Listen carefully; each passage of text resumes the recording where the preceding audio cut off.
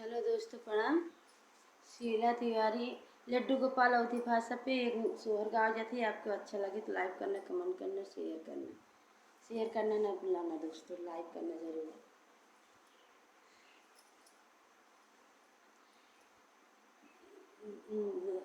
छोट ही पेड़ रे निमिया के पतवन झापस हो मोरे सखी मोरे धन अंगने मेरा तुली पलंगिया हो बरिया लईके हे दसती हो बरिया लईके दसती हो मोरी धन अंगने मेरा तुली पलंगिया हो बरिया लईके दसती हो बरिया लईके दसती हो।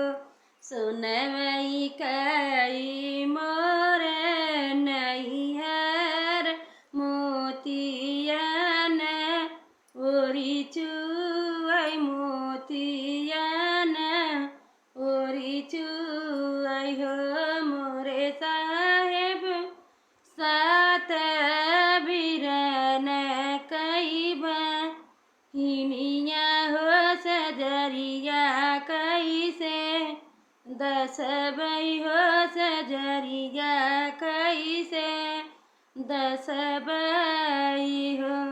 इतनी बचन पिया सुने हो सुन ही नहीं पाए हो सुन ही नहीं पाए नी हो मोरे राजा घोड़े पीठी भइले सवार होत बन के सीधार होत बन के सीधार हो मोरे राजा घोड़े पीठी भइले सवार होत बन के सीधार हो।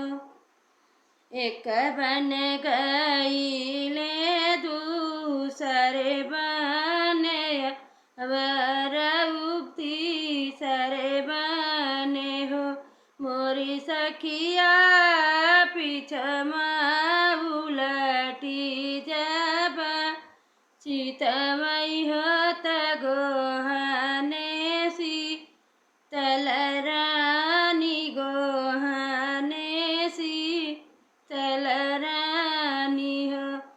सुनमई कई तोहरा नैहर मोती यन ओरी चुअई हो मोरी सीता सात बिरन कई बहिनिया हो सज गोहनवा काही लागी हो गोहनवा काही लागी हो मोरी सीता सात बिरन कई बहिनिया हो गहनवा काही लागी हो गहनवा काही लागी हो।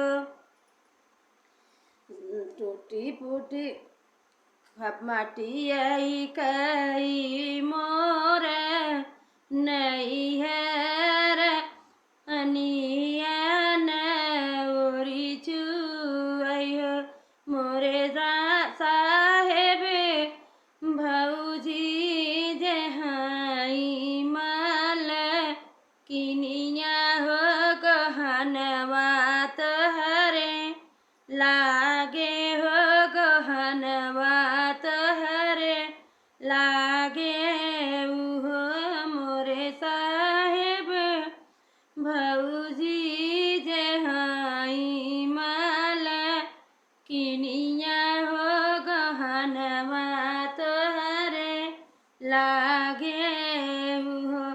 निमिया कई छोटा पेड़वा होत पतवन झापस हो मोरी धनिया अंगने में दसती उपा लंगिया हो बरिया हमहू सोई थी।